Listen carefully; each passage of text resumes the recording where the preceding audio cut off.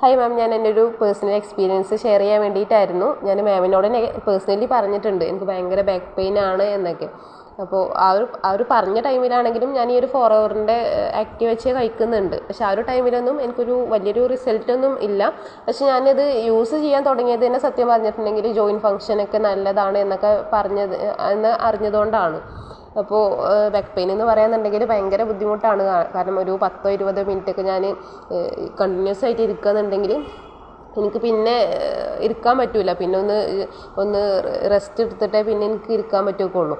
അങ്ങനെ ഭയങ്കര ബുദ്ധിമുട്ടായിരുന്നു. അതുപോലെ യാത്ര ചെയ്യാൻ പറ്റില്ല. പിന്നെ വീട്ടിൽ സാധാ ഞാൻ ചെയ്യുന്ന ജോലിയിൽ നിന്ന് എന്തെങ്കിലും വന്നൊന്ന് എക്സ്ട്രാ ചെയ്തിട്ടുണ്ടെങ്കിൽ പിന്നെ 2 ഡേ എനിക്ക് ഭയങ്കര ബെഡ് റെസ്റ്റ് കാര്യങ്ങളൊക്കെ ആയിരിക്കും.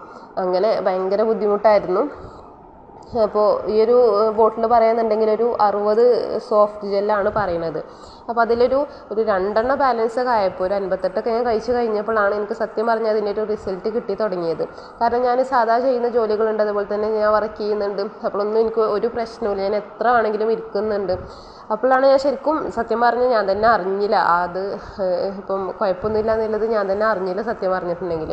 അപ്പോഴാണ് ഞാനിങ്ങനെ മനസ്സിലാക്കിയത്, കാരണം ഞാൻ അത് കഴിക്കുന്നുണ്ടായിരുന്നല്ലോ, അപ്പോൾ അതിൻ്റെ റിസൾട്ട് ആവും ഇപ്പം എനിക്ക് കിട്ടിയെന്നുള്ളത്. അപ്പോൾ എനിക്ക് ഭയങ്കര ഹാപ്പി ആയിട്ടുള്ളൊരു കാര്യമാണിത്. കാരണം ഞാൻ 2 വർഷത്തോളം ബുദ്ധിമുട്ടുന്നൊരു കാര്യമാണ് ഈ ഒരു ബാക്ക് പെയിൻ എന്ന് പറഞ്ഞിട്ടുണ്ടെങ്കിൽ. അപ്പോൾ അതിൽ നിന്ന് എനിക്ക് ഒരുപാട്